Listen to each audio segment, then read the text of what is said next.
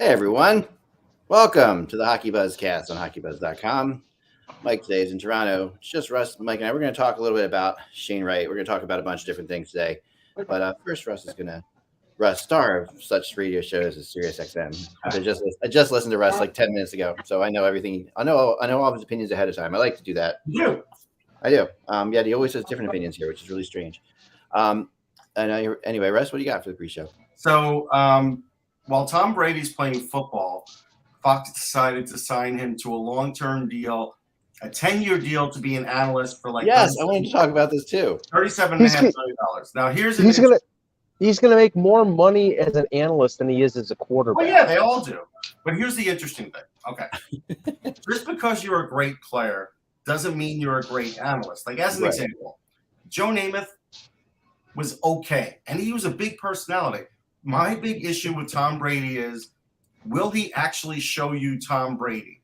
Because Tom Brady never tells the truth on things when he wants to be opinionated. He pulls back.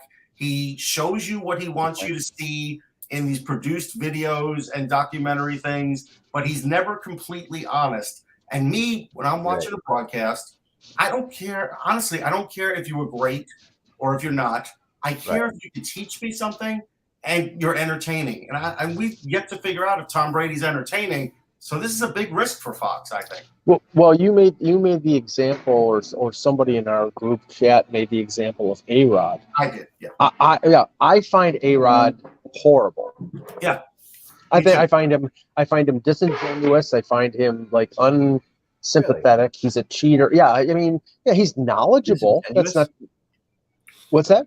Disingenuous. Yeah, it's like I think he was a great player, but I also think he sort of pumps himself up to be even more great than he actually was. And honestly, I don't have a ton of respect who was a steroid cheat. Timothy brings up a point. Brady knows the game. That's all that matters. They all know the game. Being able to play the game, being able to convey the game is the answer. Yeah, but it's okay. If you can communicate that. Now, you may hate Tony Romo, but Tony Romo can effectively communicate what's going on. He can actually like analyze defenses before the snap, which some people find annoying, but other people find great. Drew Brees was terrible. Yeah. So I mean, I don't know whether Brady is good. Brady could be Frank Gifford, who was great, or he could be Joe Namath, who was horrible. Yeah. So we'll see. Okay. We can start the show because I have to say something. Okay. By the way, I've already signed a deal that when I retire from this, I'm going to be president of the United States. So it's already set up that we know that I like the concept of signing deals before you're done doing something else. Right. Well, here's the big thing for you. Yeah. Are you going to watch a game that Tom Brady's on if it's not the Eagles? Like if it's not your team? That's the question. I honestly could care less who the color commentation. Like in football, I rarely have the sound up because my wife's not a big fan of. Like we have a thing with hockey, you can have hockey sound up, but she's not a big fan of television in general. So we like our kids, we always had they could watch any show they wanted to as long as they looked at closed captions. It kind of taught them to read a little bit early. It was a fun little trick we had with them. Yeah. I mean, they could watch TV without closed captions, but if they wanted to watch it like all the time, we said closed caption it, and that was kind of a cool like little trick to get them to read. But yeah, so we don't have sound up too often. I don't really care who they are. But I mean, to be honest, I do want to talk about the guys. So last night though, I thought were pretty good for some of the hockey people. Okay. Anthony says I should wear this hat every day. Why is that, Anthony? What is it? Do I feel more powerful? Do I feel more right? That's a big question because I'm never right. Everybody always says. So that's like the big thing I need to be able to do. All right, here we go. I appreciate it, Anthony. I appreciate anybody who appreciates my hat because this is my hat.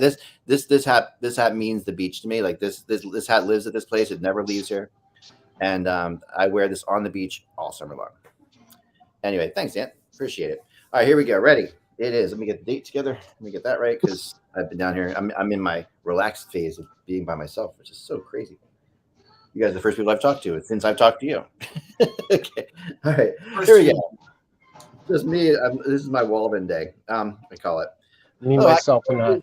Yeah, here we go. Hello, Hockey World. It's Tuesday, May 10th, 2022. I'm Michael Agello, and Eck is not a member of the cast of Yellowstone. Russ Cohen from Sportsology, and I think Eck looks great. Thank you. I appreciate it. I think you look great, Russ, but you two are both always handsome men. I'm Eklund. You're watching the HockeyBuzzcast on HockeyBuzz.com. This is the podcast that comes every Monday through Friday at this time to fill you in on the comings and goings in the hockey world. All right. Last night's games, I settled in. I'm by myself. I'm going to watch hockey. I order DoorDash. I've got wings being delivered to me. I'm sitting there. I decided to not. I'm down the shore. For those of you who don't know, we're getting our house ready for the summer. So I came down here for a couple days by myself. And that Florida Panthers game was a fun one to watch. And I think kind of Rush, you kind of nailed it during the serious show a little bit, or it might have been you that was talking about it. It was serious. Okay, right. It was I felt there was one power play last night, and the analysts kind of had it right too. There's one power play in the second period. Now the Panthers still haven't scored a power play goal, and it's a problem obviously, and it's a big problem. But where Giroux comes off the ice, breaks the stick, and I know it's so funny having watched Claude Giroux for so long. The puck is fired around the boards. He tries to keep it in, but it was fired really hard, and he's scrambling, can't quite keep it in. And then I in my head, not even knowing what's happening, I pictured Giroux skating to the bench and smashing his stick against the boards, and that's exactly what he does. The guy from between the benches says, "Well, Claude Giroux just skated over here and smashed the." Man, I've seen Claude Giroux too many times, and it just. But that power play, there was something that was happening in the middle of the second period on that power play, where you could tell the Panthers were just suddenly skating more upright, like they had a moment. When they were starting, the space was starting to open for them. There was starting to be room, and the as good as the Capitals have played, the Capitals showed the human side and showed that they were a little bit tired. And you can see what was happening. The Panthers, because the Caps have had to play incredibly hard to stay with the Panthers. The Panthers fly around the ice, and I could see it last night. And even though they didn't score on that power play, and they didn't score on the next power play, it was starting to change. The whole confidence, and I think you kind of said this here. The whole confidence. Yeah, I talked about the 2-on-1, right? Because I felt like that was the most ice that they had felt in a while. Yep. And I think it was Verhaeghe, right, that buried it. And you could just see they were like, okay, this is what we do. We just have to outskate the Capitals because the Capitals are just trying to beat them up. That's really all they're trying to do. And the reality is, Anthony in the chat room nails it. Like he says it exactly right, because here's the reality of this whole situation, right? Sorry, not you. You. All right. One post away from being 3-1 by Hathaway. It is crazy. That is hockey, right? Like that is the reality of this situation. As good as they played, and as much as they played better, and they could definitely see it. They were so close from going down 3-1 in that series. Well, I have to chime in on this because I talked to Russ about this, and again in our group chat last night, the Capitals should have never been in the lead in that game in the third period because TJ Oshie hit Sam Bennett mid ice, I think right around the blue line. Yeah, it was clearly a head hit. It clearly was. They didn't call a damn thing. Goes the other way, and Kuznetsov scores. Now, I have no vested interest in this. I don't care one way or the other which side wins. I just want consistency. And the officiating during these playoffs, during these 4 games, have completely blown. They've been terrible. Yeah, that was one of the worst last night too. That Florida game. The officiating was just no momentum. And it also, though, to bring to your point, Mike, a little bit. At that point, from that point on in the game, when Florida was playing better, it was a lot of 5-on-5 hockey, and you can see that the rhythm that the Panthers got into. Everybody on Florida has like a real specific role. Like they are definitely a sum is greater than the whole of their parts. Like they are not. I mean, they have Barkov, who's a star. They have Ekblad, who's a star. But beyond and Huberdeau, Huberdeau. I'm sorry, Huberdeau, who's a star. But beyond those guys, they don't have like a naturally talented Kuznetsov, like a guy who just has crazy. I mean, skill. They have a couple guys. They have Huberdeau, and they have 2 guys. I mean, Reinhart and Duclair and Bennett are talented players. But Kuznetsov is like the modern day Kovalev. Like he is like enigmatic. He has that He has another level that not many players in the league have. Like that goal he scored was unbelievable. Like it was like he Bobrovsky waited him out, and he waited Bobrovsky out, and he took himself to such a terrible angle that was not like a given shot that he scored on that. Like he had no room to put that, and he put it upstairs, no room at all, and he made it look so crazy easy that you're like, that guy has skills, like he has. But I wanted to mention Reinhart because, it's funny. Sam Reinhart in his draft year was known as a very smart player, and so I always felt like he was going to get by no matter what in the NHL because his hockey IQ was always going to be really good, and his compete level's really good. But rarely do we ever see something really insightful on the pre-intermission interviews. But when he said though on that before the overtime that we don't have to score in the first shift, that was a big thing I think to say because that's a great message because there was no rush for that. Like they know how talented they are, but in the past, I think if this were 3 games ago, they would have rushed to try and score first. And I think this is where they're sort of like learning now.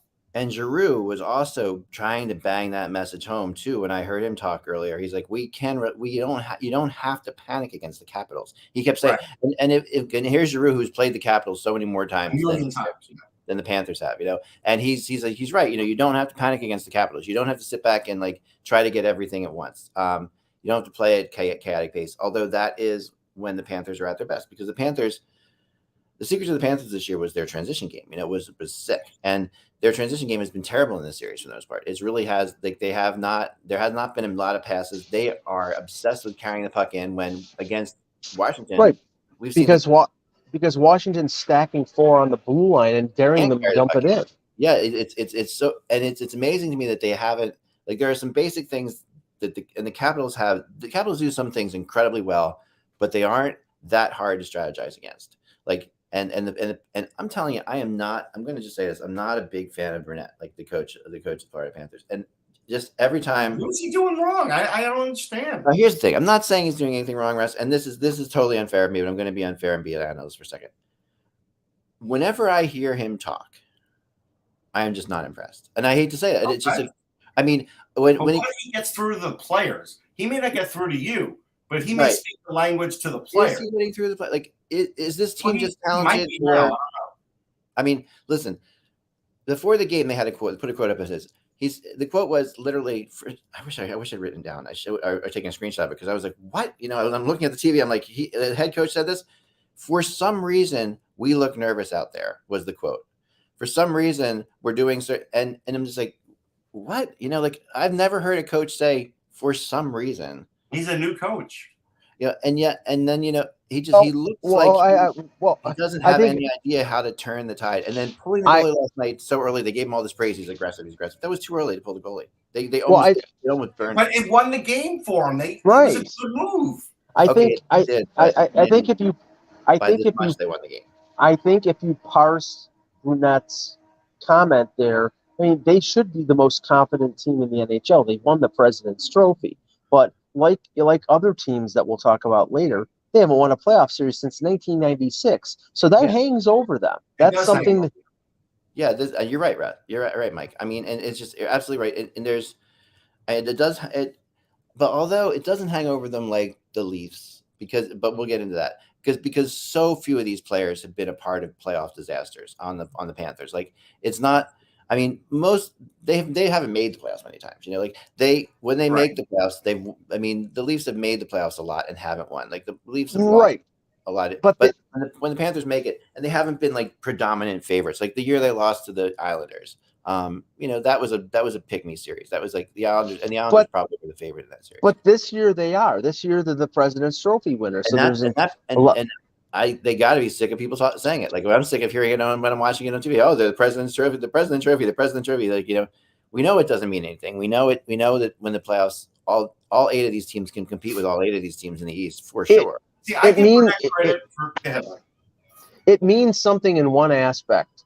If you lose in the first round, like Tampa did a few years ago to Columbus, you're the biggest choke artist in the league. Now, Tampa Bay used that as motivation. Recognized that in the following year won a Stanley Cup, but they had to go through the angst of losing in 4 straight to Columbus and being an embarrassment because they had a ridiculous record during the regular season, And now I don't think that Florida is going to lose to Washington. I mean, Washington would have had a stranglehold on the series had they held on and gone up 3-1. But I wouldn't have put it past Florida to come back even down 3-1 to beat them, because I think they're a much better team. But the way that they're playing in this series, they've kept Washington in it.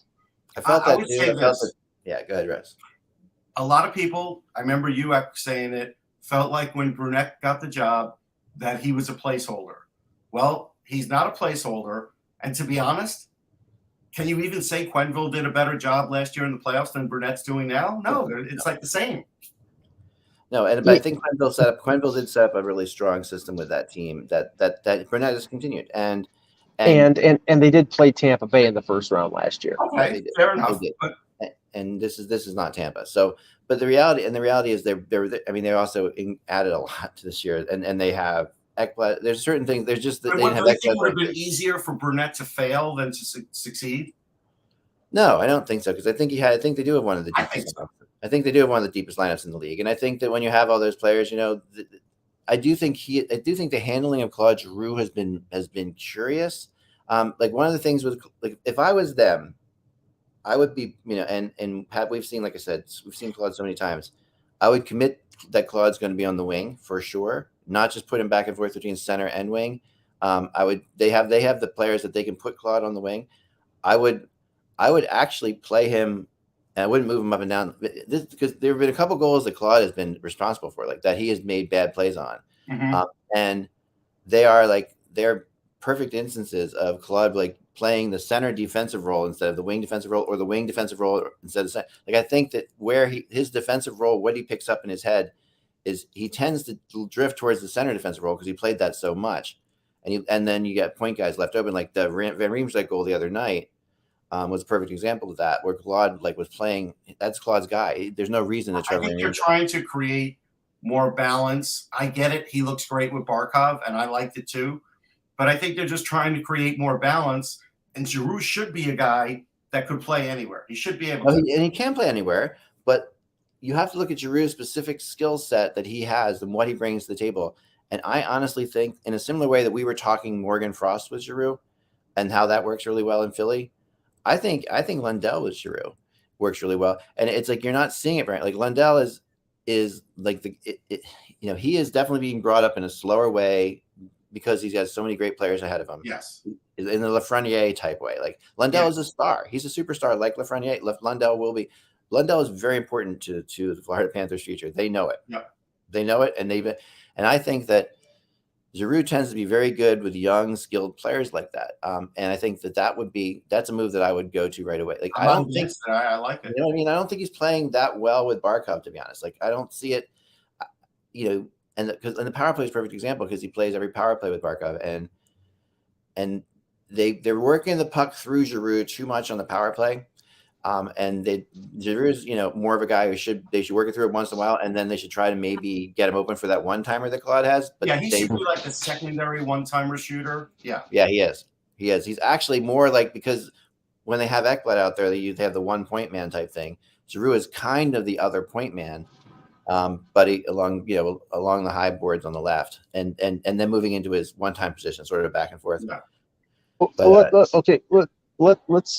Let's talk about the game that really baffled me, Russ, because I expected the Rangers to win this series, and they still could. Mm-hmm. But the two games in Pittsburgh, it's like that team was sort of unnerved. Maybe the expectation was there because you've got, I'm sorry to say, a sieve in Louis Domingue in goal. A third string goaltender. Smith is out for the year.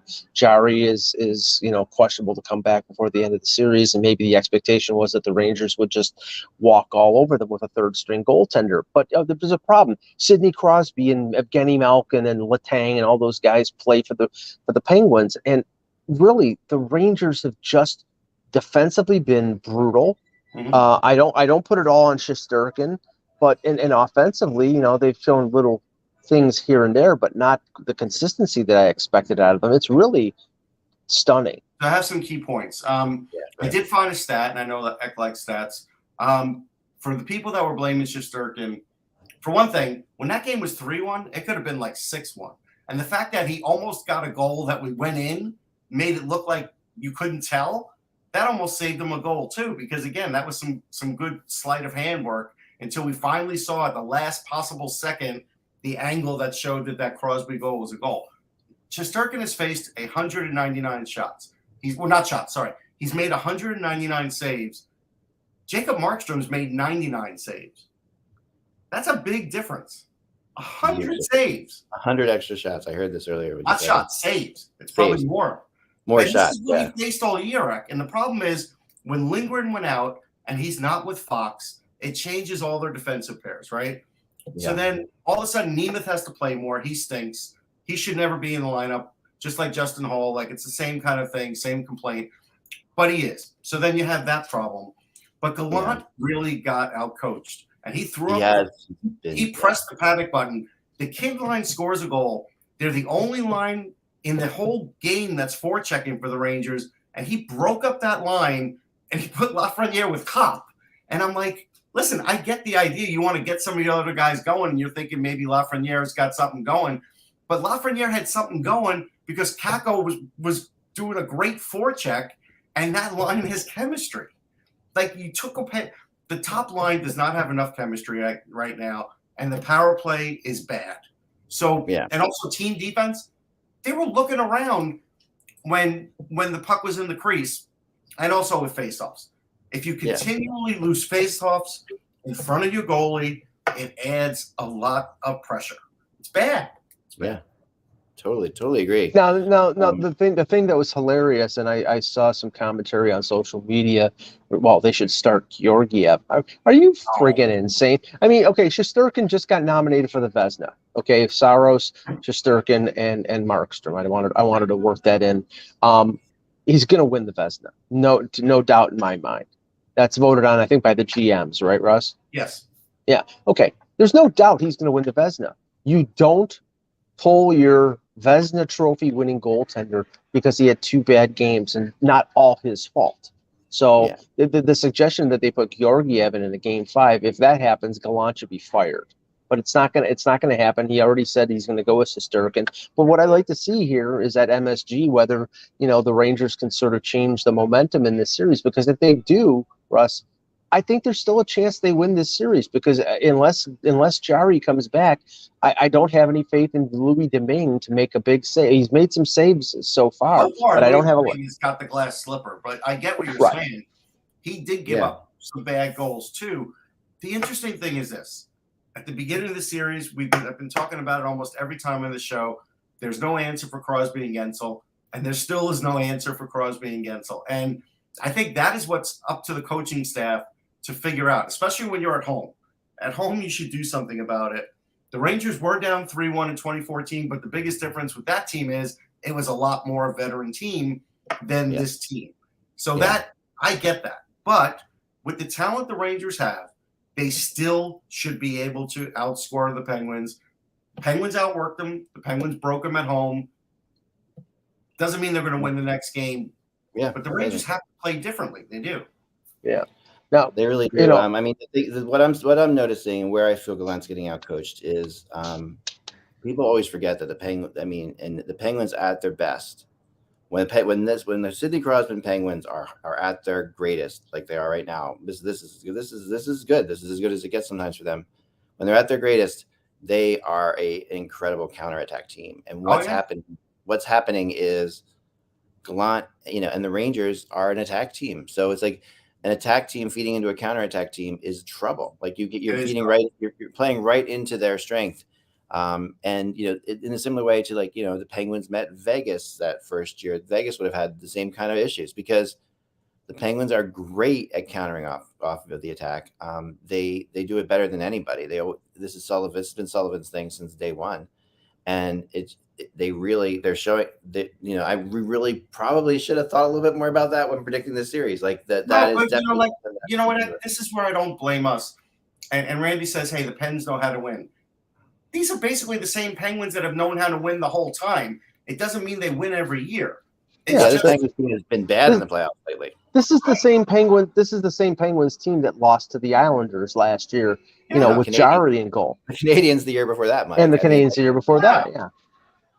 Yeah, this is not. These are not. And now they're doing it with their. A lot has made it easier for the Penguins to play their game. I do feel that. Yeah, and what happens with attack teams is you end up getting caught a lot, first of all, and then you end up also in a situation where your defense, their defense is struggling, but they're also not getting guys. They're not getting their forwards back check. So their forwards not back checking. The Penguins are really good at picking up the late guy coming in on the 3-on-2, like the 2-on-1 that turns into a 3-on-2. They're good at finding that guy in the back. And if it's got to be a 3-on-2, not a 3-on-1. Like what happens is the Penguins are delaying, they're waiting, and they're hitting these trailer guys.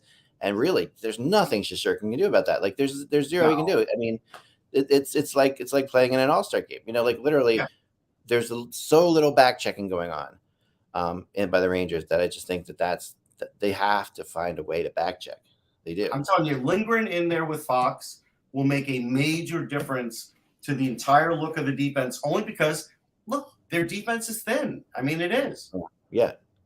And Lindgren will help. And I don't think it's over. I don't think the series is over. I don't think it's over yet either. But look, I gotta hand it to the Penguins. I mean, they played it, but I have to tell you this: I would kill the horn guy if I was next to him. not Iceberg, the goal horn guy, because how premature. I mean, on the Crosby goal, they didn't even call a goal on the ice. The goal horn goes off. Okay, turns out to be a goal, but you don't know. Then a puck hit the crossbar, and they put on the horn. When Jeff Carter shot it, and it's like, what are you doing? Yeah, stop it. I mean, the Shesterkin play, and you said it on Sirius too. It's like on the Crosby goal. I mean, that was brilliant magicianship. It was brilliant. I mean, do they don't have that one angle? There's no way they call that a goal. Right. Do they wait until the goal light goes off anymore? No, but they should. Of course they should. Okay, I don't want to pay short shrift to the Colorado Nashville, but I want to talk about Nashville when Kevin's on the show tomorrow, and since no other team is going to be eliminated tonight, I think we can hold that off. All to say is, we didn't expect Colorado to dominate this series, but they took domination to a higher level even without Kemper for a game or so. It's I mean, they've set themselves up here in the sense that they're going to be well rested, and sometimes that leads to a little bit of rust, but they're going to be well rested while St. Louis and Minnesota beat the crap out of each other. And that, for them. Yeah, it's a positive. For them. There's no question. It is a positive. I mean, that game was a tough one, and it really, it's like, honestly, the Preds just didn't get any goaltending, and it's hard to sit there. I mean, Makar's. I called the sweep. There we go. You did. No question about it. I was 100% wrong on this one. Makar's wrist shot that was like 88 miles an hour, which is crazy, from the point that bent the net as much as you'll ever see a net be bent on a wrist shot. Oh, it went through the back of the net. Yeah, not the one that went through the back of the net. Oh, not that one? No, Makar's wrist shot that he scored on, which was like late. I think that was maybe the third. I think it was Landeskog that put it through the net. I'm not sure. It was somebody else. Yeah, I mean that was pretty cool too. But Makar took a wrist shot. Burakovsky. Makar took a wrist shot from out far. There was I think maybe that tied it at 3, and it was just like the amount that the net went back on a wrist shot was just stunning. These nets are heavy, and to move a puck, to move the net that far with a puck from a wrist shot from a point. Oh no, it's crazy. It's hard to get an appreciation for how strong you have to be able to shoot a puck like that, because I remember the first time I was kind of messing around in media games and I got on the ice, I'm like, man, it's a lot harder to shoot a wrist shot than it looks on TV. And one of the players in this draft deck, Cutter Gauthier, literally does forearm rolls every day to get his forearms to the strength to be able to do that. And he's got one of the best shots in the draft, but that's what it takes to be able to shoot a puck like that. Yeah, no, that was something. I mean, that was really something. By the way, one other thing we have to mention. I talked yesterday about my issues with this coach's challenge and stuff like that. And sure enough, like last night when the Florida Panthers scored that goal in overtime, there is a rule that in overtime they review every goal. Right. And in the last minute of the game they review every goal. And I thought there was a chance there because there was some interference, but the Washington defenseman pushed the Florida player into the crease, so that's why it didn't fly. I love the pushing into the crease thing too, because when you think about it, it's like really like, does anybody really push it forward into their goalie? At the end of the day, I mean, that forward is skating towards the goalie. The defenseman's trying to stop him. And of course, it's always going to look like he's pushed in. We firmly established that they do push them in the crease, and sometimes I believe they do because they think that they're going to get. They think that it's a possibility of getting a goal found out to be a no goal. I believe that. There is no way. I'm going to disagree with that. Okay, I know you do. But think about this, Mike. Just play this out for a second. Mm-hmm. They'd have to do that before the goal is scored. Like they'd have to be trying to get the goal overturned before a goal is scored. No, they're not going to. I think they do that with the thought that if it does, I think they do that with the thought that if it does go in, this is a possibility of getting it waived off because they're going to be charged with goalie interference. I completely believe that. An idiot to do that because you're taking your goalie out, and on a play that hasn't even gone, on a puck that hasn't gone in yet, potentially. Well, I'm not saying that will probably not be overturned. I'm not saying that they're going to push the guy in there to get their goalie injured. They're going to push the guy into the goalie so that there's goaltender interference so he doesn't get a goal scored. No, because yes. Think about it, Russ. Come on, help me here. I do. I see it. I wish. But the goal has not been scored yet. You're pushing a guy in, hoping to get interference. It's before the puck is shot. It's a preemptive move. This is. So anyway, with replay, it's going to be overturned, and you actually might have just caused the goal. About that. With goaltender interference, you're causing the goal. The Jake DeBrusk goal counted, and everybody 48 hours after the fact agreed that shouldn't have been a goal. It does happen. They wave goals off that should count, and they count goals. Does not purposefully knock a guy into his goalie before the shot to try We agree to disagree. I think they do. In some instances, I think they do. Why would you do that before the shot? To prevent a goal from counting. You got to give your goalie a chance to save the puck. You're taking it out. You're taking your goalie out.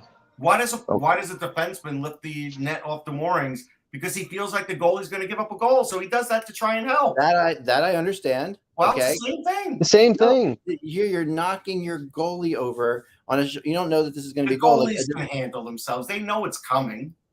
Wearing pads, Zach. No. Okay, look. That's insane. Talk about please in the comments. Someone back me on this insanity. This is absolutely insane. No, you're completely on an island. We're going to talk to Kevin about this one tomorrow. You and Lucy are on your own island. Yeah, you're off the reservation. Could do that. Any defenseman in the right mind would. You're off the reservation. Now, I just like Florida got off the mat. I watched a lot of Calgary, Dallas, and Calgary. Maybe saved their season with a really good performance. Now Ottinger played really well. He made an incredible save on, I think it was Toffoli, that glove save he made on Toffoli. But Goudreau came. Now I had a little bit of a problem with the penalty shot, but Russ looked at it and said that it was deserved. But Goudreau this was my feeling. He hit him right in the temple, and Goudreau was clearly woozy for a second. And I think that played big on the call. I do. Did you guys see the interview with Goudreau after the game? No. They interviewed Goudreau on TBS or whatever it was, and it was Tocchet and what's his name, the other Bissonnette and Anson Carter. Right, so Bissonnette. I like that group. Bissonnette comes out and says to him, he says, I want to ask the first question. He's like, so what did Sutter say to you when you came back to the bench after you scored that goal on the penalty shot? Because Sutter's been putting some heat that Goudreau's not scoring, whatever. Did you say anything to you? And Goudreau says, nice. He didn't say a word. He just kind of smiled, and then he say, nothing. Are you surprised? Nothing. That's what Goudreau said. Are you surprised that he said nothing? And they're cracking up, and it was really interesting to see it's a rare glimpse into like I know Johnny Gaudreau pretty well to actually see his personality come through for a second because he doesn't show his personality in That's interviews a fair point. You're right. at all. Like I've never really seen he's a funny guy, and I've never seen his personality in interviews before come out that clearly. But really you could tell that there's no like love lost there between Gaudreau and Sutter. Like Gaudreau, there's a thing there. Gaudreau does not love Sutter, and he's like and then they kept trying to push it a little bit more, and he wouldn't say anything bad about Sutter, of course, but something we said yesterday on the show, I think, really came to the forefront. We talked about Matthew Tkachuk and said Matthew Tkachuk has got to stop being an idiot and getting into fights and be the talented top 6 forward that he was. And yesterday he did more of creating, and that's what he has to do. They they got points out of Backlund, they got points out of Lindholm and Gaudreau. They need that. They have enough talent that I think Dallas is a tough team and an experienced team, but they can get through them. And then if they get through them, then whoever comes out of Edmonton, LA is going to have a tough match with Calgary. All right, so I want to get it. I know we can talk a little bit about these games tonight. Obviously, I think we've already. I mean, but I do think we really need to talk about. What's going to happen with the draft lottery tonight. Well, let me just read this because this is the factor here, because I saw our buddy Joe Yerdon was mentioned something about are you actually rooting for your team to win the lottery, because remember the new lottery restrictions have been put in place. You can move up 10 spots, but if you win the lottery, if you win twice in 5 years, then you can't, basically you're eliminated from the lottery. And like, okay, say you're Buffalo, they win the lottery last year and they have Owen Power. Do you really want to win the lottery in this year where you may win the lottery and move up to 3? Okay, right. You want Connor Bedard next year, so in a way, you don't want to win the lottery. No, that's wrong. No, I'm saying, Russ. I'm not saying. Okay, if they win the lottery, wait, small chance on that. But let me finish my point. Okay, I'm not saying if you win the lottery and you get the number 1 pick and you win Shane Wright. Shane Wright's going to be a great player. I'm saying if you win the lottery and you move up, say, from 13 to 3. In a lottery that we don't, in a draft that we don't know how good and how deep it is, you want a chance to get Mishkov or to get Bedard next year instead of winning, and drafting, Matthew Savoy or who, I mean, I'm not shooting them down as good players, but you have to conserve your ability to win the lottery and wait, because the Sabres are going to be in the lottery next year. They're not going to make the playoffs. I get that, but you can't say that. You can't take that. Here's what I would say. If you're giving me the argument that a chance at the number 3 spot next year or Shane Wright, I'm taking Shane Wright because I think he's better than Adam Fantilli. Well, I'm taking the guy, and I'm going to have Shane Wright. And I'm going to have Shane Wright for a whole season. Obviously you can't pick and choose. It's fate. It's whatever's going to happen. What I'm saying, and I'm not saying Shane Wright. I'm saying, because remember, you can win the lottery and get into the top 3, but not be the number 1. Winning the lottery doesn't mean you're definitely getting the number 1. If you win the lottery, that what was it, New Jersey and Philadelphia when Heishier and Packer, they both won the lottery and moved up significantly, but one got the number 1, the other one got the number 2. And that's why the lottery changed, because of that 2017 way it went. That's why. Right, but there's still the possibility of moving up and not having the number 1 pick, and that is, I believe, in the new rules, considered a lottery win. And if you win the lottery and you pick 3rd, I would rather have that. If you're Buffalo and that eliminates you from having the top pick for another 3 years, then I would rather not win the lottery this year and have a chance of winning the lottery next year with Bedard. Okay, whatever. But that's the rule. If you had complete and utter control of the universe, yes. But the reality is that you cannot give up a chance at Shane Wright for a small chance at the top pick next year. Everything I just said is moot, because I just looked at the official release from the NHL when they determined this, and they said wins in the lottery prior to 2022 will not be counted towards this total. So there you go. So nothing right now. So all I did was occupy 5. minutes time with my bullshit. No, but it all starts now. Like this is when it starts. Right. From what I understand. So That's correct. So- You are correct, sir. So from moving forward now, I want to talk a little bit about what Shane Wright would mean to like the top 5 teams, say, and just quickly, because if Shane Wright is indeed the number 1, which we think he is, right? He's like the number 1. He's the number 1. That's pretty much. Russ, you were like 95, 100%. What are you at? 100%? I'm 100%. Okay, so he's 100%. This is just draft chatter. Like, hey, there might be a team that doesn't have Wright number 1. Whatever. Okay. Let's put him in perspective for next year. If Shane Wright was in the draft next year, same age and all that stuff, where would he fall? I mean, I don't have everybody down for next year. He could be 3, somewhere in 3. Yeah, the general consensus is that he would be behind Bedard and Mishkov. But that being said, the comparisons about Wright sound like he will be a much more complete two-way player, somebody who would project to score 75 to 80 points. And those guys are, I mean, Bedard could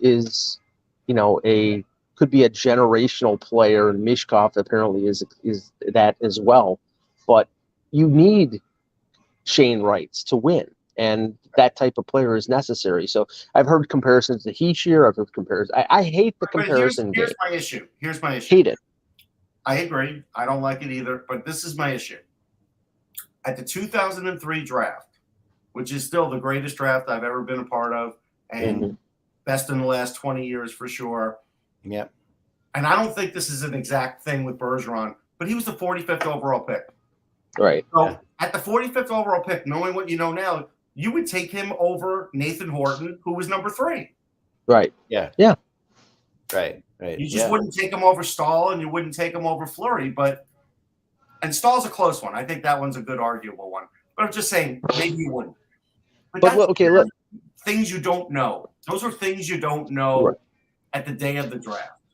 But let's talk about Montreal. Let's play Montreal for a second. Yeah. Right. So I'll tell you what I do know. What does he mean to Montreal, Ref? Well, so for Montreal, you're getting a center. Yep. You'll put him in right away, but he probably should be like 3rd line center to start. Never should start first or top 6. I wouldn't do it. Yeah. But you do that. Yeah. You've got other good wingers on that team. Yeah. That will help Shane Wright. Here's the big thing. Shane Wright will never give you a highlight reel goal. Matter of fact, I had a conversation with Shane Wright and asked him, what does he think about the talk that he's not flashy enough and there aren't enough highlight reel goals? Because all people in Canada wanted to talk about was Connor Bedard's highlight reel goals. And Shane Wright's like, basically, I don't care about that. He goes, it doesn't matter to me. Yeah. What matters to me is winning. What matters to him is leading on the ice. He's a leader on the ice. He's been a captain before. He does play a two-way game. But he's even a guy that in warm-ups is working on certain things for that night. When he's working in the offseason, he is a lot like Crosby, where he's working on his worst attributes instead of reinforcing his best attributes. And this is player. I like and that. this is not a bad thing, but if the Canadians win the lottery and they draft Wright projects to be a similar type center in terms of their devotion to both ends of the ice to Nick Suzuki. Nick Suzuki, I think, projects. I don't think Nick Suzuki is a dominant number one center. I think he's sort of like a number one, like Pierre-Luc Dubois was in Columbus, who plays defensively responsible, who scores you 70, 75 points. That's great to have, and I think the Canadians, I mean, again, would they rather have a dynamic number one offensive center like a Bedard? If they win the lottery, sure. Are they gonna say, oh no, we don't want Shane Wright? Of course not. But how's Bedard in the faceoff circle? Right, and the thing is, I think 3-4 years down the road, when you have a 25, 26-year-old Suzuki and a 22, 23-year-old Shane Wright, that's a 1-2 punch that's going to be one of the better ones in the league. So I think Shane Wright will be physically stronger than Suzuki. Suzuki is definitely flashier. Right. And so, but again, what Wright will do is he will do, lacking a pun here, the right things early on in his hockey career to sort of give him success. He may not start off like a house on fire points-wise because, again, we've learned how many number one picks walk in and own the league. It doesn't happen much anymore. No, I think it's similarly. Now the thing is, I still think Montreal, even if they win the lottery, are going to go through a rebuild. Every indication is that that's what they're going to do. They're probably going to try to clear out some salary. So it's going to be not a situation where they're going to surround him with Josh Anderson and Mike Hoffman. I think that it's going to be a 2-3 year process in Montreal to sort of clear out some of the crap and bring in some young players. Seattle. I mean, there's your 1-2 punch with Matty Beniers, Russ. Yeah. I mean, that's is he better than Beniers? That was the ideal. I mean, Russ, is he better than Beniers? No, they're different. They're different. Matty Beniers is the number one. Wright's the number two. Wright will be, and Beniers is terrific all around too. Mm-hmm. Wright will be very close to him, but they are different players. Yeah, I think right now the talent level is slightly higher on Beniers. But the thing about Wright is this. And these are things that you can never figure out on draft day and only can figure out when you start seeing them play.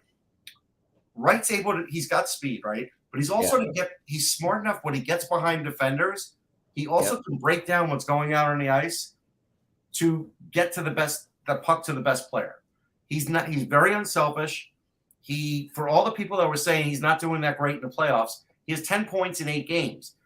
Right now, Shane Wright can't do well enough for anybody because they're all bored with him. They're all bored with the fact that, hey, he's the number one. There's nothing you can do about it. Because he's an all-around player, is he better? Because he's an all-around, because he's such a good all-around player, maybe a little bit quicker path to the NHL for him in a way. Like as far he's as getting to the NHL right away because of the way the NHL is. Yeah, so it doesn't matter. And with all these bottom teams, they all have immediate need. I mean, the one team besides Montreal that would not for any kind of animus, but the one team I don't want to see Wright go to because I don't want to see them rewarded for just being in a completely crappy organization is the Arizona Coyotes. I mean, they I heard somebody say today, and I like this line, Mike, that because if you combine Montreal and Arizona, that's a 32% chance basically. That there's a 32% chance that Wright's going to end up in the province of Quebec, which I think is pretty. I don't think that's going to necessarily happen, but I think that is pretty. You put Shane Wright and Clayton Keller together, you'll have something there. I mean, I don't want to see it happen either, but look, Arizona did show something small towards the end of the season. Like there were the last couple weeks of the season they showed some compete. Well, because these are professional players and they have pride, but the organization is a disgrace. What they did last year was an absolute utter disgrace. And they shouldn't be in Arizona. We've talked about that ad nauseum. I don't like the way they were. I mean, there's no pretense of anything other than tanking. I mean, Toronto, at least, the players in some instances tried. They just weren't good. Whereas, Arizona was just collecting players who were over the hill, overpaid, disinterested. I mean, it was just a disgrace. So I really hope they don't win the lottery. But just to answer Vince here, if the Devils were to win the lottery, they would just go Hughes, Wright, Hischier, right down the middle. Why wouldn't you? Yeah, they might. They could move. They could move Hischier to the wing, Russ. They could do that. I don't think they will. Yeah, and you got to talk about the Flyers. Possibly number 4. Number 4 chance. They're a lock at number 5. They're getting the. I know. I heard you say that, and they're due like a 42% mathematical chance of getting number 5. But if they won the lottery, then the thing is, you have Couturier coming back. He's a center. You can't move him to the wing. He's a great 2-way center. Kevin Hayes is better at center. I don't think instances where he's played the wing in the past, Russ, he hasn't been good. So I think even though his speed may be declining, he's better at center than he is anyplace else. You can move Scott Lawton back to the wing easy. Right. Maybe Hayes could be your 3 and Wright could be your 2. And again, look, let Wright and Morgan Frost fight it out. to see who's going to be a center and who's going to be a winger. I'd be okay with that too. Yeah, I mean Morgan Frost can play the left side, and he's played it in the World Junior. But it also could mean if you're stuck with Hayes in terms of a $7 million contract, and it's the first year of Couturier's deal that it's like you're even looking down the road, like looking at next year, he's going to play 3C for somebody. Yeah. That's what you want him at. That's true. And so, I mean, I feel Philly and New Jersey are, it feels like the other three teams need him more. Like Montreal, Arizona, Seattle definitely could. The Ducks could really use him. I do. The Ducks. I know the Ducks are like 10th though. I know they're the miracle pick if they get him right. They are, and Detroit. I've seen. I don't know. Like Detroit's getting screwed every draft. No, I'll tell you the hunch. Like let's just for the fun of it, let's throw out the Blackhawks. The Blackhawks. Your hunch is Blackhawks. Okay. Wait. Do they? They get it. No. I was gonna say, didn't they trade their first? They traded it's protected though. Columbus. It's protected. It's protected. Yeah. The Seth Jones. I thought it's only top 2 protected. It might be. I think it's protected. Yeah. But it is protected, which is again, then Mike Columbus might be okay with that, because if Chicago has another tough season, like you said, next year they would definitely get it. So next year's draft is better, right? So we will see how that plays out. Yeah, like Earl said, look, if Montreal doesn't get it, the Ducks have never had a number 1 pick. Yeah, it would be great for that market. It would. Sure. Why don't we do the simulator now before we talk about trots and the games? Sounds good. All right, so I just had the simulator right up. I just had it right here. Okay, here we go. So the draft lottery simulator. We forgot to give our instincts. Our instincts are Russ. Who do you think? Do you think the Ducks? I think it's Montreal. I really feel like it's Montreal. I think it's Montreal. I think it's going to be Seattle. Okay. You thought Chicago. I'm thinking Seattle too, Mike. I also have a weird feeling on Ottawa. I don't know why, but anyway, those are the two. I hear nobody's talking about Ottawa. That's an interesting one. They are 7th. Detroit definitely they are due. They've gotten screwed every draft for the last 3 years. Now they made great picks, but they're getting screwed by the math. They are for sure. All right, here we go. We're gonna do the simulator. Let me bring it up here. Remember, this is just a simulation. Please, no wagering. No wagering. Okay, here we go. All right, here we go. The draft lottery simulator. This is all that matters right here, and and it is the Chicago Blackhawks. Wow, there you go. They have come up with this. And the Flyers moved to 6. That's the worst scenario. That's the worst scenario for them. New Jersey moving up again to New Jersey has had incredible luck in these things. If New Jersey moves to the 2nd spot, they're still going to get a center. They're going to get Logan Cooley. Now, in this example, Chicago won the lottery and New Jersey won the lottery. So then next year, if they win the lottery again, then they're exempt for the next 3 years. Right. That's how it works. And they have to win again next year. They have to win the lottery twice in a row to be exempt for 5 years. No, twice in the span of 5 years to be exempt. Yeah. Interesting. All right, that's bizarre. Yeah, I like it. Patrick Marleau retired too at some point. Patrick Marleau did retire. That's a big thing too. Such a class player, such a class guy. Yes. Not surprising though, and probably overdue, but just something that two things associated with Lou Lamoriello, the Patrick Marleau 3-year contract with the Leafs that cost him a 1st-round pick. Thank you. He did well for the Leafs. He did. He did for 2 years. I can't help but think about the Ryan Gardner, Patrick Marleau feud, but that's something that always will never forget. Marleau was a perfect player. He's not a Hall of Famer. Sorry. Yeah. No, he's not. Him and Ryan being questioned. We have to ask Kevin. Thumbs up on Mintuko. We have to ask Kevin tomorrow whether the ongoing question of whether he is a Hall of Famer or not. I would agree with Russ. I think he misses. I mean, the consecutive game streak is a factor. I don't have access to how many career goals. I think he was over 400. People want us to weigh in on the icing thing too from yesterday. That's been the big talk today, the big debate. Because the Capitals iced the puck, missed the open net goal, and then Florida scores. The way things have changed in our lifetime a lot. What? Patrick Marleau, 566 goals, 1,197 points, almost 1,800 games. Didn't win a Stanley Cup, but won gold medals for Canada. He might get in. I don't know if I agree with it, but he 5 years after he retires, 6 years after he retires. I mean, you could argue he's the best Shark of all time. You know, his reputation is pristine. You know, he played. You know, his stint in Toronto will help him because everything surrounds almost 600 career goals. Yeah, that's something. I mean, 560 goals. No, you said the icing act. The icing debate, which was flying around. That was really talk it last night. It was fun watching the panel debate it. I don't know if you saw that or not, but I would have gone for the empty net. That is the news thing, right? Yeah. Yeah. You have a chance to bury the team. If you miss it, win the damn face-off. Now you've got so.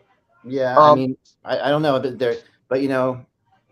this has been one of the things that has changed in our lifetime, and even in the last 10 years. It used to be considered very selfish. It used to be considered something that you didn't go for the goal, and yet these guys are so talented that they should be able to hit the net. He should have hit he had a clear shot. It was a clear shot. It wasn't. What's the percentage that he's going to miss the net? It can't be very good. It's got to be 20% that he misses. Where did he shoot it from? Where did he shoot it from? He was directly. He was almost at the blue line, right between the base of circles, and had a clear shot. He's got. Yeah, then he should have hit it. You take the shot. He should have hit it. I do want to mention the Vezina people real quick before we go any further. I'm sorry. Okay, Vezina, and then we got two other things because you wrote about Trotz, or Kevin wrote about Trotz, and I think we have to. Yeah. Go ahead. Well, the Vezina Trophy finalists, I have a little bit of an issue with actually. Okay. Who do you have an issue with? Markstrom, absolutely. Shesterkin, obviously. Saros. Yeah, I'm a Predators guy too, and I know he played really well, but I won't reveal who's on my ballot, but in the top three, Saros was not in it. Yeah, I think Sorokin had a better year, and I know he didn't make the playoffs, but I think that I would have said Sorokin as the number three guy. I don't think he's a Vezina Trophy winner, but I think he is the third best goalie in the NHL right now. And then Vasilevsky didn't have a great year, but he has to be considered too. I just think that Saros, I don't know. It's right now. It's really hard to understand the whole concept of it because Saros isn't playing, and we saw the Predators struggle without him, and he's very important to the Predators. What am I talking about? We don't vote on the Vezina. I know. I didn't want to say that, Mike. No, I'm an idiot. I'm sorry. That's okay. No, but when did you become the GM? Who would be your top three? Who would be your top three? In my mind, Russ. No, my top three would have been Shesterkin, Markstrom, and Vasilevsky. I can see where Saros makes it, though. I can. And I'm not a Saros guy. I'm not. He did, but I mean, the Islanders had a better record than the Predators. I know that the Predators make the playoffs. The Islanders don't. Personally, I probably would have put Sorokin there. I probably would have. Yeah, I just think that he was really, really good. No, he was great. He had a great year.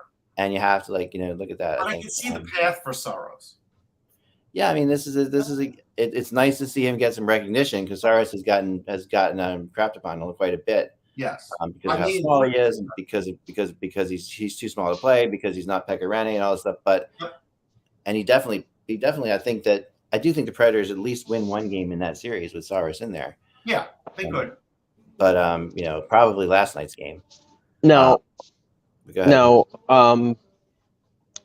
the Trotz situation in terms of him being a extremely big free agent. Yeah. I haven't read about this. It's a really good article. I definitely check it out. Of course, it's true. I mean, it's obviously true. It's going to be up to Trotz what he wants to do. But the interesting thing, and we can debate this with because we didn't mention his name yesterday when we were talking about the possibilities of who would take over in Long Island. Elliot Friedman mentioned on his podcast yesterday a name that I didn't expect, and I don't know if it's realistic, but he mentioned Joel Quenneville. Yeah, and I'm just wondering. I don't think it's. I think this is a lot of writers trying to do a swell for Joel Quenneville. I'm going to throw that out there. I don't get the impression. I could see I don't get the impression, and I don't. I mean, listen. Obviously Quenneville was palpable in that in that situation. Like this, there's a reason that Florida fired him. It was and they would fire him again. It's not like in the moment.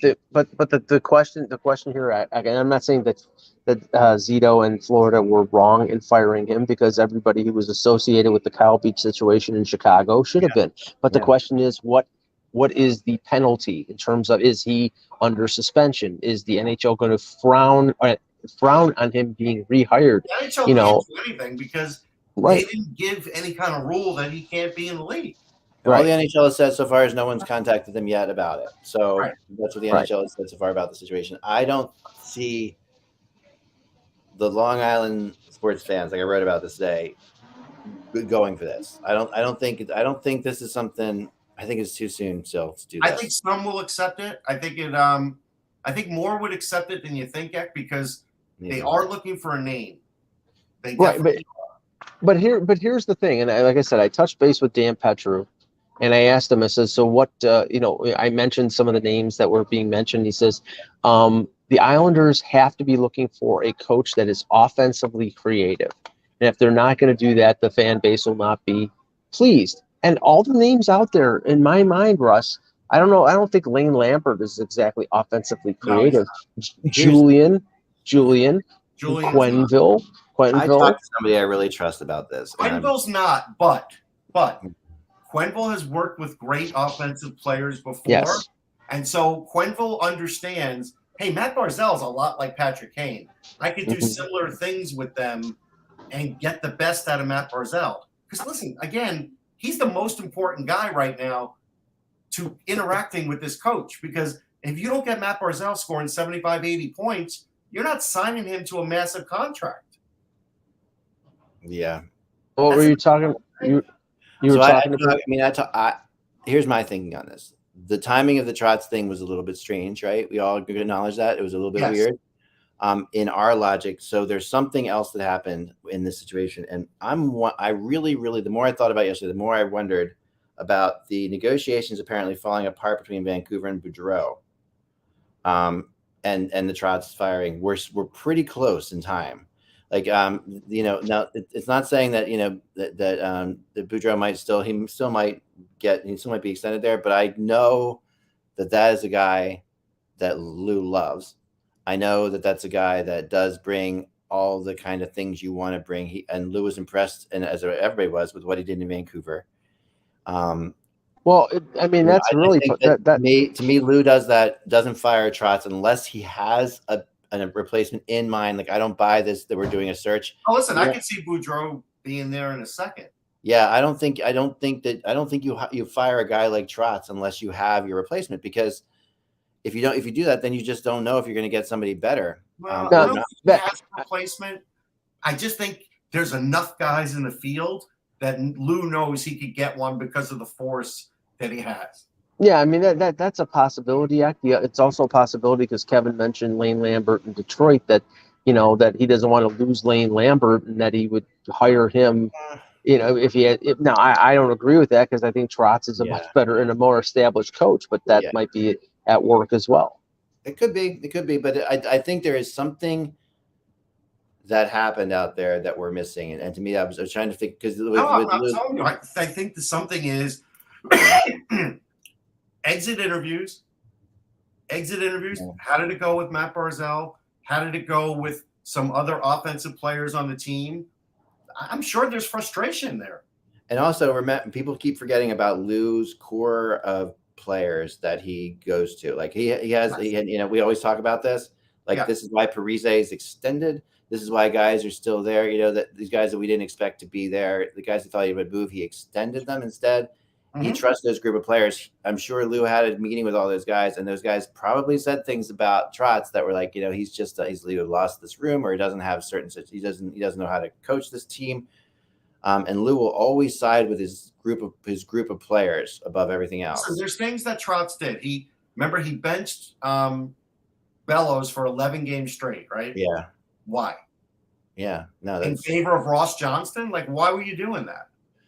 yeah. I mean, I think the feeling I got when it happened, talking to people, was that he was basically giving like the Ovechkin speech, like, I got Ovechkin to play defense, you got to play defense too, and Bellows just wasn't signing on for that, and Chad had no other choice in his mind at that point. He's like, if you're not going to listen to what I'm telling you, then I can't play you. Yeah. That's the only reason he's ever benched anybody. Now, tonight, I can't remember the last time we had 4 games where every team is tied 2-2. It would be 1990. No, they just said it today. 1996 or something like that, somewhere around there. That's sport, Mike. It's horrible. Yeah, I know. The Fluto Shinzawa reporting that Antti Ranta is in goal for Carol. It was in the starters net for Carolina, so that indicates he's going to be starting for Game 5. So they're not going with Kochikov. They're going with the experience. Coaches mostly go with experience. The reflex of the veteran, and it's not always the right move. Right. Yeah. We'll see. Yeah. Now, Spencer Knight was in the goalie starter net last night, so who knows? Yeah. Yeah, we don't know. Yeah. Edmonton, LA is an interesting. The thing is, it just seems like as Quick goes, so goes the Kings. Quick has to be superhuman for them to have a chance. And it's going back to Edmonton, so the pressure is on the Oilers. But Did you hear Quick's interview the other day, by the way, after the game, his press conference after the game? Quick is one of the most hilarious people. When he wants to be, he could be a real jerk post game. No, it was a jerk. And I mean, in a jerky way, he's hilarious. Like, I think that, like, I've told my favorite Quick story before, but it's just like bars being mentioned that when I covered the U.S. team, they would bring the guys for the training. Kevin and I were there in Washington D.C. before 2010. This was like several months before, and they were training. They would bring the U.S. players down in groups of 4 to the locker room to interview them, and we would interview all of them. So they were different times. So Quick came down, and it wasn't his time yet. Like, he was in a group of 4 that was 2 hours later. Like there were so many players there, and so instead of just saying, "Can I do it now?" They said, "Would you like to do it now?" He's like, "Oh, no, it's not my time yet. I'll wait." He sat down in the hallway and stared straight ahead for an hour and a half without moving, without talking to anybody until it was his turn. Like, everybody else would go back to the room where they were playing ping pong or whatever, hanging out. He literally sat down, and it was just like one of these, like, this guy's insane. Like, he is absolutely crazy. Like, he's a goalie. No, but he's the epitome of that. Like, he is absolutely the epitome of that. It's so much fun. Like, I know Richter had a lot of that in him too, like that crazy weird side to him. But Tim Thomas did. And yes, when they were interviewing him yesterday, he's like, "What was this like?" He's like, "Oh, it's like every other game I've ever played in my life." Yeah, more pressure. No, it's every other game. Tim Thomas was like that. I mean, a lot of goalies are nuts. But I love seeing it firsthand. Like, no one spoke to him, no one talked to him. And it was like, and I didn't know whether we should talk to him. It's like one of those uncomfortable things. Like, you're like, someone's just sitting on the floor next to you. Should you? Oh, no, I've seen goalies do that too. I mean, I remember Richter tested me the first time I ever interviewed him because he didn't know who I was. Yeah. And after that, I was good with him. Yeah. Quick could just give you a flippant answer, or he can give you a great answer depending on how he feels. Who's the other one now? I just had it in my head. Mike, former Sabres goalie. Barrasso? No, recent. He just retired. Ryan Miller. Ryan Miller could be very intense, but he would always give you sincere answers. Remember Miller with all of his like taping thing, his taping rituals? Yes. He would have like rolls of hockey tape behind him. Yeah. Of like different colors and different sizes and different shapes. Like, I mean, different, like, different widths. Yeah. Now I'm going to tell you the weirdest goalie in the sense that he was the easiest was Lundqvist. He literally would answer every single question, and Lundqvist would also be the only goalie that even if he didn't start the game, he would sit next to the other goalie while everybody's being interviewed, and he just didn't care. Like, he was just part of the room where every other goalie disappears. The only other goalie I've ever seen like that was actually Pekka Rinne. Was the same way. Okay. He didn't. You couldn't tell that he was a goalie. Like, he didn't have that goalie. He didn't have anything weird about him. He didn't have anything weird, down to earth, very down to earth. I agree. Don't ask this kind of question before a game. None of that stuff was with Rinne. Was like, it just so they asked Quick something like, what did you do on that play? This really made this great save. He's like, well, I got the idea is that they shoot it and I try to get whatever part of my body I can in front of it. He says this like dead serious. Like, yeah, that is called blocking the puck. And I will say this: Brodeur was probably one of the best interviews for any goalie too. He really was. And Brodeur was crazy smart about anything. Like you could ask him about the power play, you could ask him anything. Like he was like a coach. He was like a coach. Everything that was happening with the Devils. Like he would talk to you about. He would say, "What was your team like?" Well, the power play. I liked how we were keeping it up high on the left. He would like talk about. You wouldn't expect a goalie to talk about the power play. Yeah. Now, St. Louis, Minnesota. I haven't heard anything in terms of. I'm assuming St. Louis is going to stick with Binnington because they won. Yeah, I haven't heard anything about them. Minnesota going away from Fleury, so that sounds like. But St. Louis's defense. It'll be interesting to see if any of the defensemen who've been hurt over the first few games. This is my favorite series to watch. It is. Yes. Oh yeah. It's blood sport. It's blood sport. I have a feeling that we saw these crazy swings of like teams blowing teams out for the first 4 games of the series, and part of me was part of my theory on that was a certain level of exhaustion these players have from playing so many games in a relatively short period of time. That when you fall behind and you realize the series is like still has ways to go, you're not going to exert all your effort that game. You're going to wait. You're going to and then the game gets out of hand. Well, hopefully the Rangers did that because otherwise they got nothing. But I really feel that now that we're down to these best of 3s, we're going to see some really close games. Like I think.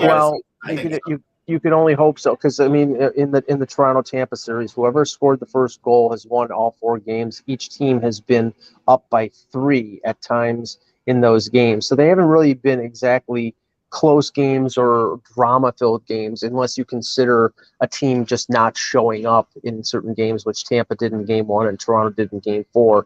Dramatic. And that, Mike, I gotta say something based on that. This is so funny you brought this up. My wife texted me. My wife, she's obviously not here because I'm cleaning this house at the shore. So she's texted me last night. And she's watching hockey. She's so proud. Couldn't be more proud. Watching hockey, I'm not there. And she's watching the Florida Panthers game because she likes Claude Giroux.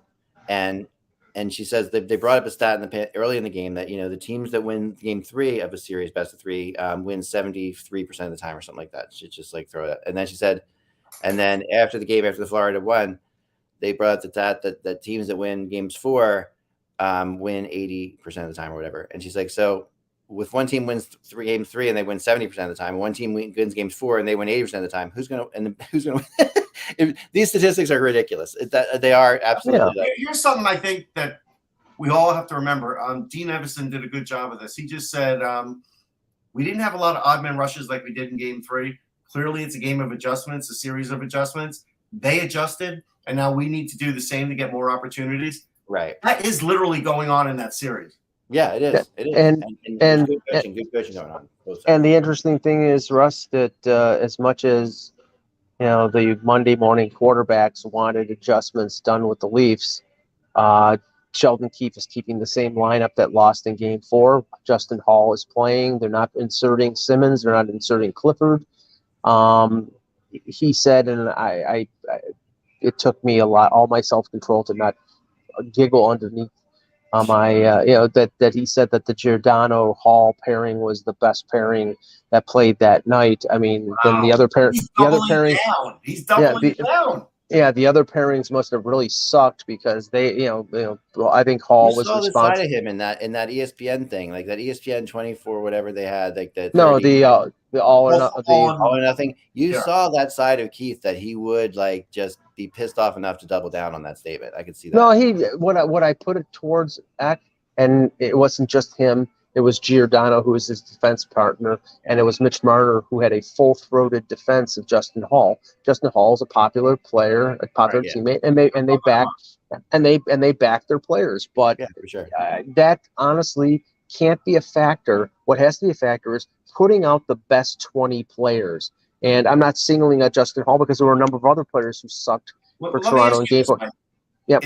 Is Hall that much better on the penalty kill to keep Liljegren on the bench, or do you feel Liljegren's defense and speed is better and don't worry about the PK? Personally, I would put out Liljegren because I think he's a better puck carrier and makes better decisions at a young age. But based on the fact that in the losses they've taken 15 penalties and given Tampa 15 power plays, they're looking at their penalty killing and saying that overrides and it's more important. All right, so this is interesting. Mike makes an unbelievable point here, because Keith is basically putting in Hall because he knows he can't control his team from taking penalties, and so he's better on the penalty kill instead of fixing the problem. Or he knows that the referees are going to call ticky-tack calls. Yeah, either way, but like it's crazy. That's pretty awesome. Right. I agree with you. But just to finish off, this is. I'm in the process of writing this we'll post it after the show. This is what I call the show me moment of the Toronto Maple Leafs. This week they play 2 games or play 3 games. Yeah. You can talk all you want. You can pay Tavares $11 million. You can sign Nylander and say you're not going to trade him. Okay, all these guys, extremely talented, have had great years. The Toronto fan base is saying 2 words: show me. If you don't, then I'll tell you right now that there's going to be a lot of heat on this organization to make a lot of changes because they have fallen short again. But I think they can do it. They've done it twice in this series, but the games that they haven't shown up are the games that they've lost. So if they win 7-2 or lose 5-2, are you going to feel any differently? Well, because the series is not over, Russ. No, I mean it's better. It's better. Okay, it's better for my readers if the Leafs win 5-2 and go up 3-2 in the best of 7 series. But then going back to Tampa Bay, you're going to have a desperate Tampa team trying to survive. Yeah. I mean, do I think that Toronto can win a Game 6 if they've won Game 5? Sure. Do I think they will? Well, I predict Tampa to win this series. So what do you think? Well, but but I think your flaw in that is, I think the Leafs have a better than average chance of winning tonight, and then they can still lose 6 and win in 7, which is always been the goal. They could. But, I think tonight you're going to see both. Like I was talking about my 3M era, of Matthews, McDavid, and I'll say this: and tonight is the night for both McDavid and Matthews. Like this is a big night for both of them. If Toronto wins tonight, the series is going 7. If Toronto loses tonight, they're not coming back from Tampa. And you might be right about that. Yep. You might be. I think it's going 7. I think it's going 7 either way, but I think whoever wins tonight probably will win the series. How much pressure is Tavares under, really? Not as much as Nylander. Nylander's been excoriated. They demoted him to. Nylander is so crazy. Like I listened to that the other day. Like, what did he do exactly, Mike? That it was something that people are like flipping out about. When they're down 4-0 or 5-0 in the second period. So it's unlikely they're going to win the game. But there was a dump pass into the Tampa zone, and Eric Cernak, who's a big defenseman, had Nylander in a position where if he goes for the puck, he's going to take a hit. And Nylander put the brakes on and let Cernak take the puck. Yeah. I mean, I think it was Tocchet it was Eddie Olczyk. Eddie Olczyk on the broadcast said he should be benched for the rest of the game. And he should. It's like, you cannot have this guy has. I agree with you on that. Yeah, this guy has so much talent and he shirks it a lot of the time. Yeah. Well, maybe he makes. Maybe they got to get him involved in the game early, because if Nylander scores early, it seems like they do better, doesn't it? Agreed. It seems like he picks it up when guys are out of the lineup. Like it seems like when they're all healthy, he seems to kind of disappear. When he's the center of attention. Yeah, he needs to be the center of attention. All right, that's all the time we have for today. We went long anyway. We remember, guys, we appreciate everything you're doing out there. You can go to patreon.com/hockey to support the show. We would really appreciate that a lot. And enjoy the games tonight and enjoy the draft lottery, which is like in 2.5 hours, right? 3.5 hours. 6:30. 6:30. So 4 hours from now. Enjoy that, and we will see who's going to have their shot at Shane Wright. We'll be talking about that tomorrow. Remember, folks, without the buzz, it's just hockey. We will talk to you then. Enjoy the games.